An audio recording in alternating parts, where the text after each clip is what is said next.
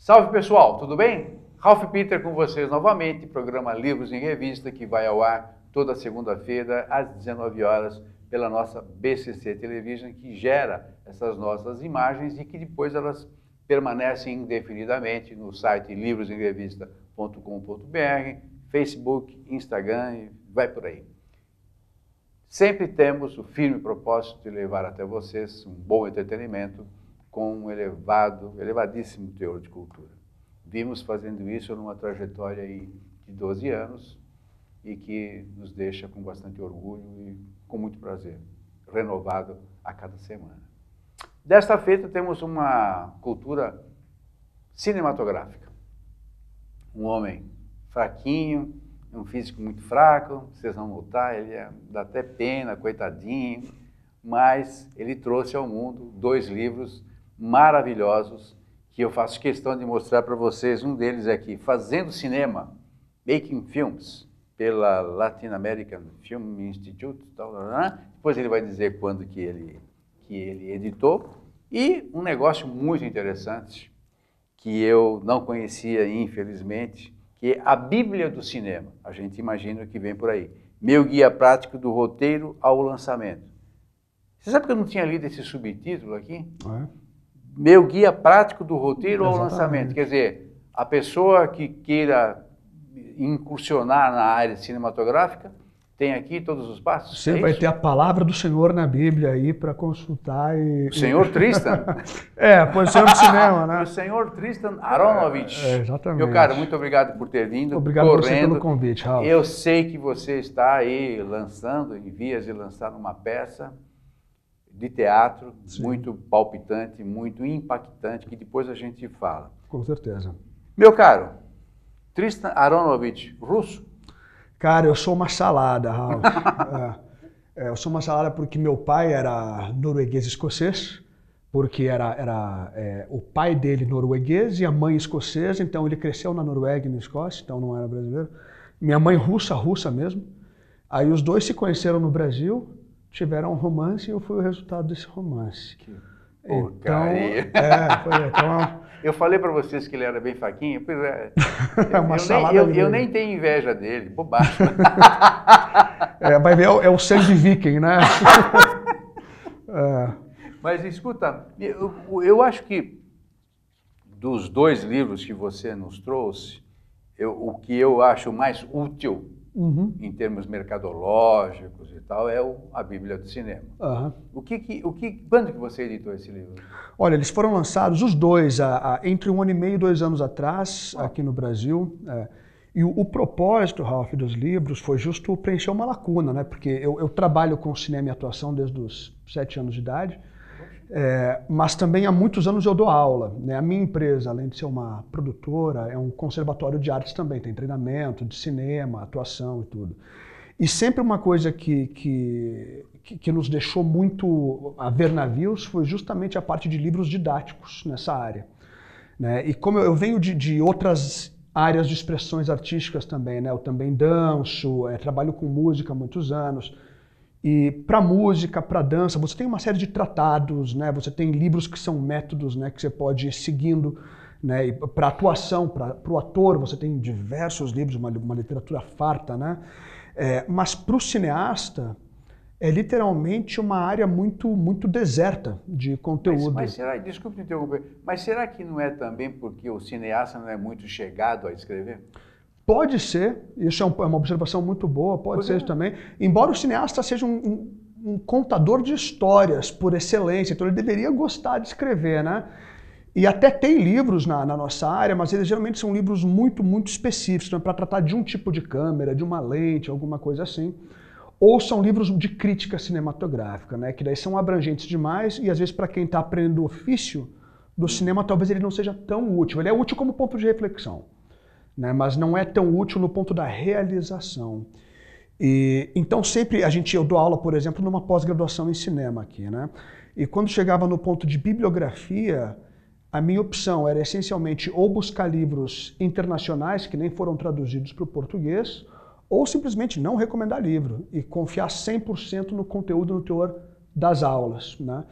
E aí, conversando com o Carlos, que é um colega também e é um dos donos da Criativa Editora, eu peguei o ensejo, eu estava na época fazendo minha especialização nos Estados Unidos, na Harvard, e ele falou, pô, por que você não aproveita que você está aí, e já que você está agora mergulhado nesse universo mais acadêmico, né, e produz o conteúdo que você reclama não haver disponível. Perfeito. Põe a mão na massa. Põe a mão na massa, né? Lógico. E eu falei, bom, então conteúdo é o que não falta, vamos ver se eu consigo organizar agora isso. E a princípio, o que é curioso é que o primeiro que foi lançado foi esse, foi o Fazendo Cinema, né? Esse é um livro mais raro ainda no ambiente acadêmico, ou até mesmo na área educativa, porque é um livro de estudos progressivos, que simplesmente não existe nenhuma língua, e nenhuma editora, em nenhum país do mundo na área de cinema. Então, em música, por exemplo, não sei se você está familiarizado com métodos musicais ou essas coisas todas, mas é comum que você compre livros que tenham estudos progressivos. Então, o violinista pega uma escala X e aí depois tem um outro exercício que é uma escala um pouquinho mais complexa, ele vai desenvolvendo... Sim, são evoluções. Exato. Em cinema isso não existe, né? Então, você pode ler sobre crítica cinematográfica, você pode ler sobre câmeras, mas aí você fala quais são os estudos, exercícios que eu posso fazer progressivamente para ir evoluindo como artista, né, como realizador. Isso simplesmente não havia.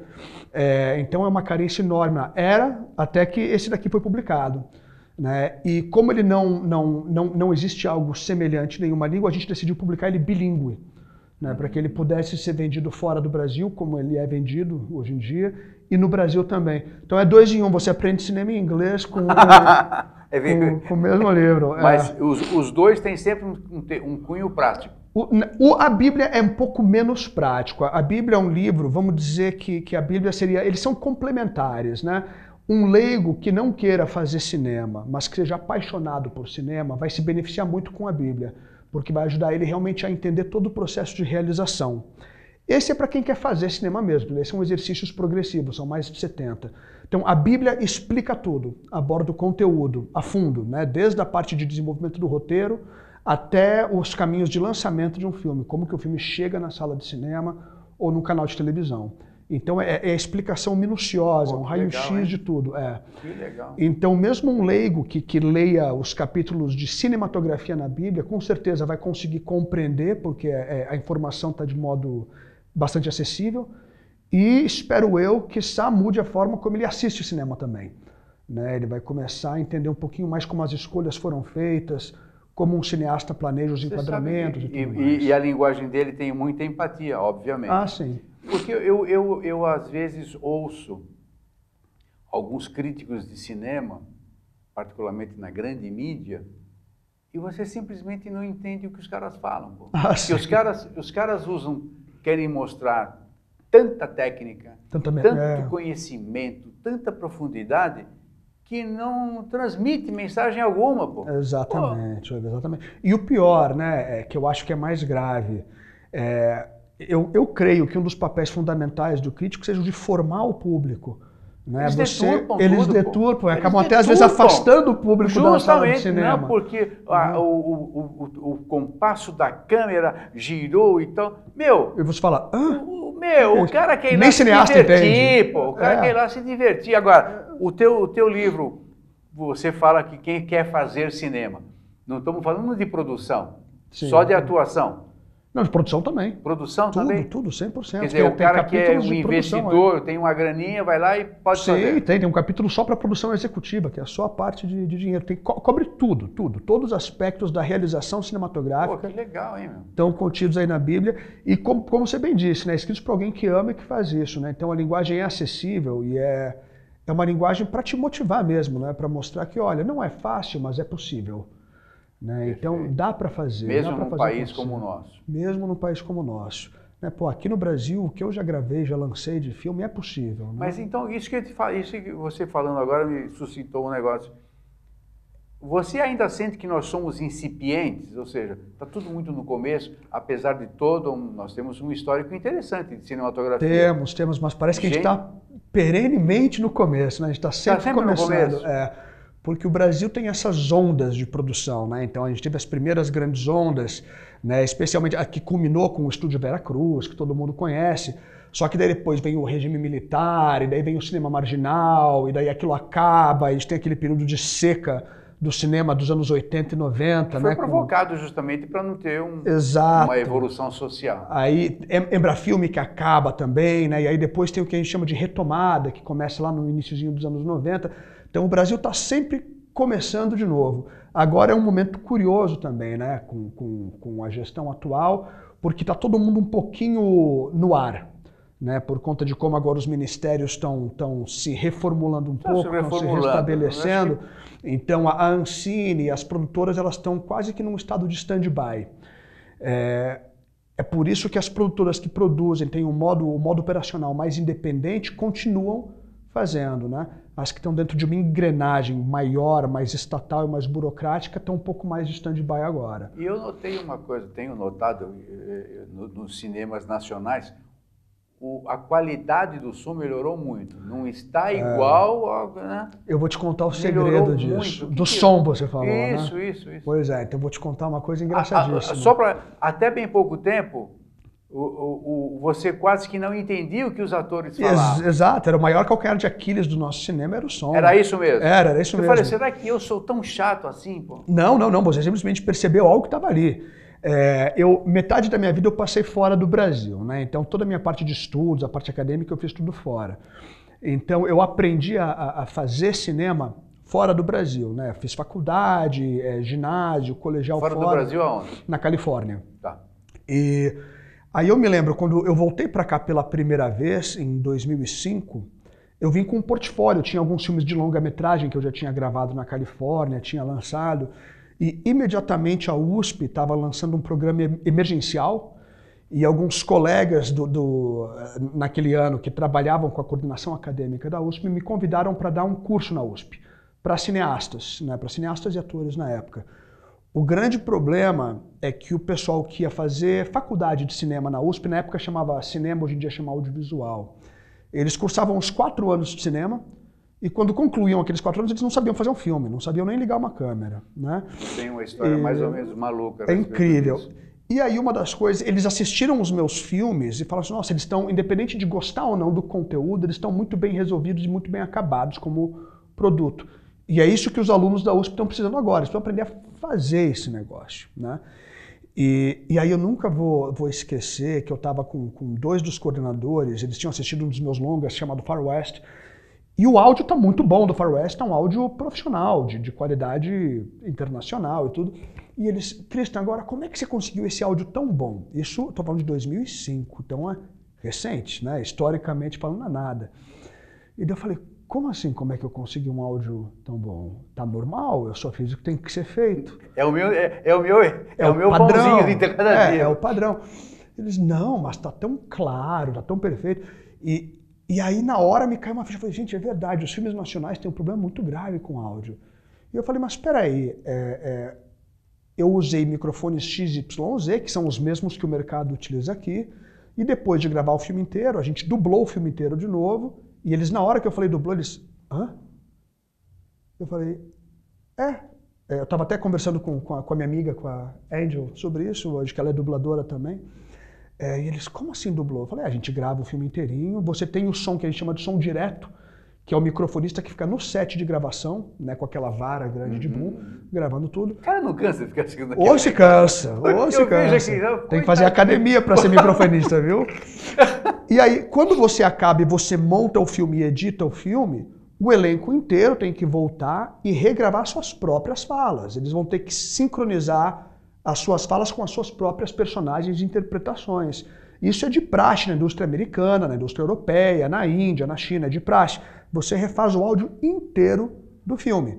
E é claro que é um processo complexo, porque não basta só você gravar as vozes, tem que gravar o som ambiente, cada lugar tem um som, né? Tem toda a sonoplastia. Toda né? a vibração, inclusive. Tudo, né? Se eu me mexer aqui, cutucar uma pulseira, tem um sonzinho que vai ter que ser reproduzido artificialmente.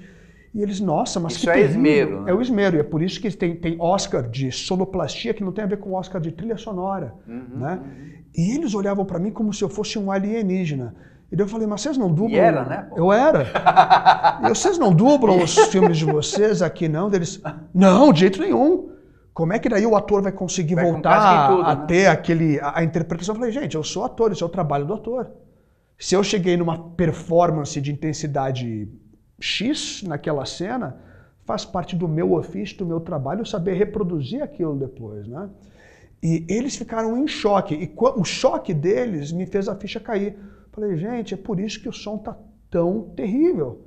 Vocês estão usando o som direto, o som do set. Nunca tem como aquele som ficar perfeito. Né? Porque o que tem de interferências, até a própria proximidade e distância do microfone, a gente aqui está usando lapela.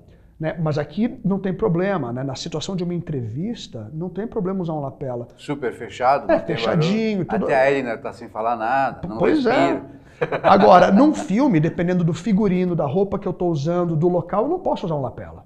Claro. Né? Se o cara está sem camiseta ou com uma camiseta que não comporte o lapela, que dê para ver, não tem como. Então tem uma distância. Ou um casaco muito grosso que abafa a voz do cara. Ou uma roupa que faz barulho demais, isso também abafa acontece. A voz do cara. Né? Dependendo do tecido, ele se mexe e o lapela capta tudo. Então, e aí naquele momento, só em 2005, é que essa ficha do som caiu para mim. E aí eu expliquei para eles, e aí inclusive na USP eu dava aulas disso, de como fazer todo o processo de redublagem do filme. E de lá para cá, uma coisa que aconteceu também é que muita gente de publicidade começou a realizar muito cinema no Brasil. E na publicidade essa é uma prática mais comum e eles lidam bem com esse fato de dublar, né? Então aí você tem cineastas como o Fernando Meirelles, por exemplo, que vem de um outro universo. E aí o som começa gradativamente a melhorar. Melhorou muito. Porque o brasileiro começa a entender, com quase 100 anos de atraso, que tem que dublar o filme, né?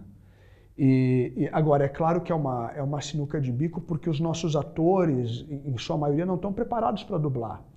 Então, eu mesmo, um dos primeiros projetos que eu gravei aqui, para mim já era um fato consumado que eu dublaria tudo. Só que era um elenco de 95 pessoas. Então, você imagina, se cada um desses 95 não tem prática de dublagem, você imagina o tempo que eu vou levar. Isso quer dizer, o tempo e o custo disso aí, que é inerente, né? É inerente. Tempo e custo é inerente. Né? Então, o meu primeiro longa no Brasil, quando eu cheguei no estágio da dublagem, eu dublei os primeiros 5 ou 6 atores e falei, não dá, porque para 5 ou 6 atores eu levei 2 meses. Agora, você imagina os 95? Eu vou levar 5 anos para lançar esse filme, então eu vou tratar o áudio no melhor das minhas habilidades, vou mixar como eu puder e vai ter que ser lançado dessa forma. E aí eu já vou estar preparado para os próximos projetos para que isso não ocorra de novo. Isso naturalmente faz parte de uma planilha de custo, né? Com certeza, porque é tempo, né? Muito tempo. Então você tem que ter o seu engenheiro de som, você tem que ter o tempo de estúdio. Né? Os atores, se já não tiver no cachê dele de gravação a dublagem, você vai ter que remunerar a parte. E se o ator não está dando conta daquilo e o tempo vai se estendendo, aí como é que faz se o ator já tem outros compromissos? Não, e a locação do set, né? Tudo, absolutamente tudo. Vamos mudar um pouquinho. Claro, de assunto. Eu soube, o Zé Paulo Lanil me contou que você está com uma peça aí estourando. Sim, sim. Quer dizer que você, além de cinema, é dramaturgo e vai por aí. Eu trabalho com arte, né, cara? Você é desses que bate o escanteio e vai na área para cabecear? Sei lá, eu amo arte, eu nasci numa família de artistas, né? Então minha sorte, hein? Sorte, na minha família era muito engraçado. Se alguém quisesse ser médico ou engenheiro, eu acho que meu pai diria assim, tem certeza. Vai morrer de fome. Mas você vai ser feliz. Eu acho que o engenheiro na minha família era o ovelha negra, sabe? É uma família, você vê, eu tenho... quando muito ser engenheiro de som. Aí tudo bem, aí não tem problema. Engenheiro acústico. Por aí. Não, aí não tem problema. Você vê, minha bisavó era cantora de ópera na Rússia, minha avó pianista, uma das maiores pianistas russas de todos os tempos. Realmente era propício. Exatamente. Era propício. Um caldo de cultura interessante. Sim. A minha mãe, ela faz coisas que eu nunca vi ninguém fazer. Eu fiz 2 faculdades, uma das faculdades que eu fiz foi música, né? Agora, a minha mãe tem uma bagagem cultural, você coloca um Shostakovich para tocar no CD, no Spotify, por 3 segundos. E aí, 3 segundos ela escuta aquilo e ela fala assim, Ah, isso é a Sinfonia número 8 do Shostakovich em Ré bemol, que ele compôs em 1893, logo depois que ele tinha perdido o filhinho. Ela te contou e falou, mas história toda, mano. Mas você escutou 3 segundos o negócio, nem eu que estou colocando aqui nem sabia o que era ainda, e você já sabe, é uma sensibilidade artística, assim, que eu realmente devo... Alma, literalmente é uma alma sublime, né? Ah, sim, eu devo isso, acho que essa herança artística eu devo aos meus familiares, sem dúvida, né? Eu acho que eu só fui uma extensão, uma continuação. Então é por isso que é até difícil... ela me perguntou ali antes de... Desculpa, esqueci o nome da... Ah, não tem problema, não tem problema. É a Luciana. Luciana, né? A Luciana me perguntou como é que a gente apresenta você. Para mim é até estranho, né? Ator ou cineasta, porque eu faço um monte de coisa, né? Então acho que artista talvez seja o melhor. Multitarefa, pronto. Pô, toco uns 8 instrumentos, né? Então eu amo isso. Eu sabia que você não podia ser perfeito. E eu não consigo dissociar uma coisa da outra. Para mim eu não dissocio cinema de música. Porque quando eu estou compondo, na hora que eu componho eu estou vendo uma história. E na hora que eu estou escrevendo uma história, eu estou escutando uma música. Para mim é tudo uma coisa só, não tem como... E como é que você consegue associar?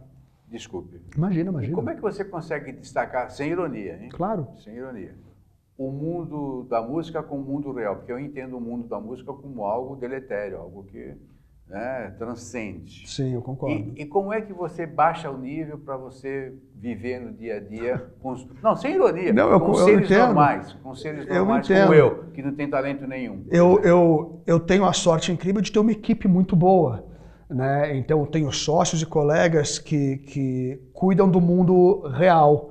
E aí eu posso me permitir no dia a dia. Então no LA Filme, que é a minha empresa aqui, eu tenho esse luxo, esse privilégio de ser o diretor artístico. Então eu posso viver nesse mundo o tempo todo. E é o que eles esperam de mim. É a tua expertise, né? E é o que você gosta. Isso. Então assim, eu faço a parte... Você faz melhor do que ninguém, eu cuido da parte de criação, né? Então eu posso ficar nesse mundo paralelo e aí a parte de contas e do dia a dia, não sei o quê. Saber. Eu nem entendo. Se eu tentar fazer isso, eu levo a empresa à falência em 2 dias. Faliu em 2 dias. Você sabe que uma vez a minha sócia Luciana, ela teve filha há algum tempinho, então ela tirou uma licença. E daí, por 1 ou 2 meses, os pagamentos ficaram comigo da empresa. Eu entrei em pânico. Você não pagou nada, naturalmente. Eu paguei todo mundo umas 2 ou 3 vezes mais do que eu devia pagar. E aí todos os funcionários chegavam, nunca vou dizer, poxa, a faxineira da empresa falando, Tristan, você me pagou errado, tá? Não é assim, deu, ai meu Deus, Eliette, o que eu fiz? Não, tenha mais. Tem que pagar mais? Ela, não, você me deu tipo 1 mês e meio no lugar de 1 mês, e é isso que você tem que assinar. Ela foi me dando os documentos e me ensinando. Eu, ai meu Deus, aí eu ligando pra Luciana, volta, eu vou afundar essa empresa. Não, você vai ter mais um filho. Não, para onde você está. Escuta, vamos falar da peça, vai. Vamos falar da peça. O que trata? Qual é o nome da peça? Absolvição.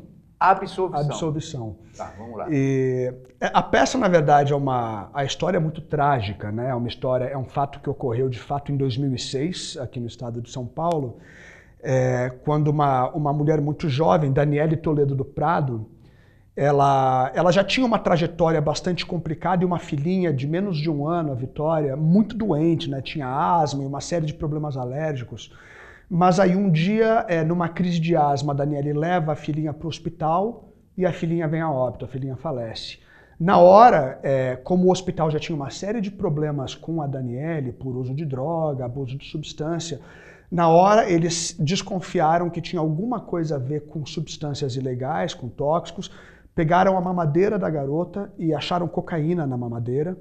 Então, na hora, a Daniele foi presa imediatamente por homicídio, por ter matado a própria filha, né? E assim que ela foi presa, imagina, virou um escândalo de mídia, de imprensa, né? Saiu em tudo que é programa, né? Sabor especial, né? Sim, exatamente, né? E batizaram ela, uma apresentadora muito conhecida, batizou ela de monstro da mamadeira. Né? E ela foi então jogada na cadeia antes mesmo de qualquer tipo de investigação ou de julgamento.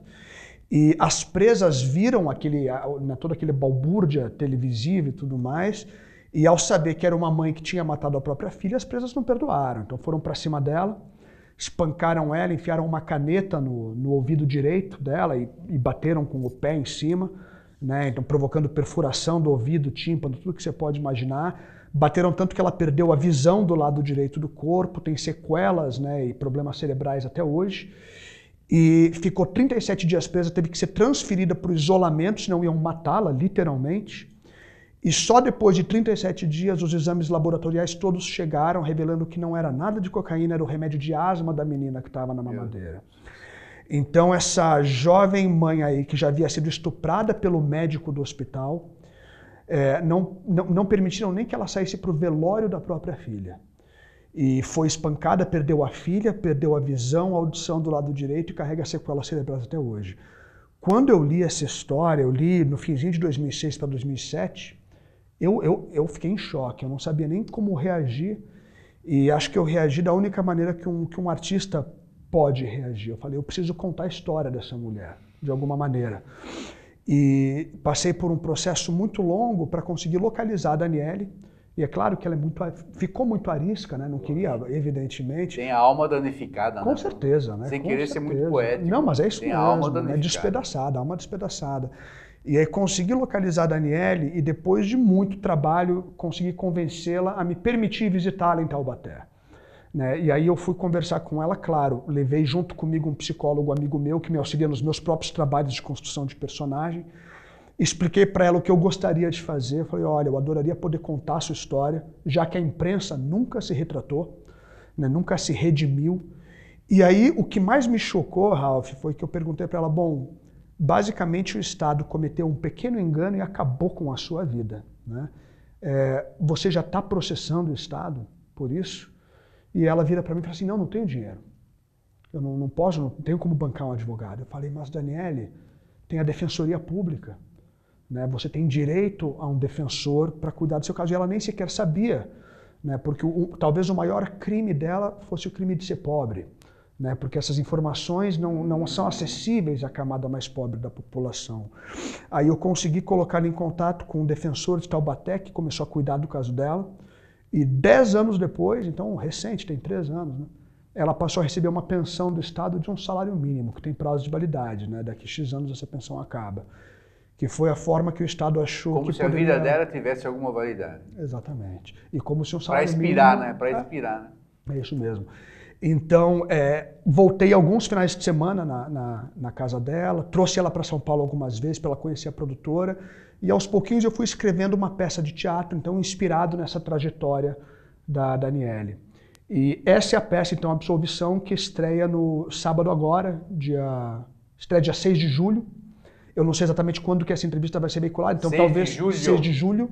Então, se ela for veiculada depois disso, então já estreou. Tomara que tenha sido com muito sucesso. Incrível. Né? E na Funarte, no Teatro da Funarte, né, na Alameda Notman, todos os sábados e domingos, sábados às 20h30, domingos às 19h. E na estreia, a Daniele vai estar presente. Então, o que para mim é uma bênção, né? Você ter uma mulher dessas que é uma guerreira e saber que pelo menos algumas pessoas vão ouvir o lado dela e a história dela. Por que você deu o título de Absolvição? Porque ela busca até hoje uma absolvição que ela nunca vai encontrar por não ter podido estar junto da social, filha. E o Estado e todos aqueles que destroçaram a alma dela, que para mim nunca vão encontrar absolvição. Se encontrar com alguma força maior lá em cima que eu desconheço, porque é algo realmente além de qualquer tipo de eu me lembro do estouro, né, da explosão midiática contra, né? Explosão. E não me lembro de ter havido uma retratação, sequer nem à altura ou a baixa altura, não houve. Né? Não houve. 1 ou 2 programas de auditório levaram ela depois dos exames terem sido publicados e tudo, né, dos resultados terem saído. Mas ainda assim era aquela coisinha meio que só para acalmar um pouquinho, passar a mão na cabeça, aqueles que inventaram ou criaram esses apelidos tão mórbidos e terríveis, esses nunca se retrataram. Infelizmente não é só esse caso que tem na mídia nacional e na internacional também. Né? Sim. Está cheio de casos assim. A imprensa vive cometendo crimes, né? Infelizmente. É porque da Ibope, né? Infelizmente. Sem dúvida. Escuta, meu caro, desejamos todos que você tenha muito sucesso, aliás, que você continue nesse respaldar de sucesso, nessa trajetória linda que você tem. Muito obrigado. Que você continue formando gente nesse mesmo diapasão para que nós tenhamos um país um pouquinho melhor. Tomara. Tomara. Sucesso para a peça é Teatro Funarte. Isso, na Funarte, todos os sábados e domingos, sábados às 20h30, domingos às 19 horas. E vai até quando o dia? São os 4 finais de semana de julho. 4 finais de semana Isso, de julho. Temporada bem curtinha. Tá, perfeito. E você está convidado, espero te ver lá, por favor. Né? Com toda certeza. Convidado de honra. Eu vou, de honra não, mas com certeza eu vou de ficar honra, lá no meio, poxa, não, vou chorar um pouquinho lá. Tomara. Aliás, a tomara. peça tem um efeito desse tipo, não? Olha, a gente fez uma temporada teste fechada, né? E provocava soluços no público no final. É mesmo? Então, é porque se você ficar sabendo de uma história dessa, do que aconteceu no final, você tem que ser algum tipo de pedra ambulante para não se comover e não se emocionar, né? Então todos nós temos mães. Você falando está se emocionando. Não, mas é emocionante. Né? E poder chamar a Daniele hoje de amiga minha, eu estava conversando com ela antes de chegar aqui, né, no telefone. Para mim é uma benção, um privilégio. Eu espero só fazer jus à guerreira e à mulher que ela é, né? Seguramente fará. Esse é teu ímpeto, é a tua missão. Tomara. É isso que assim aí. seja.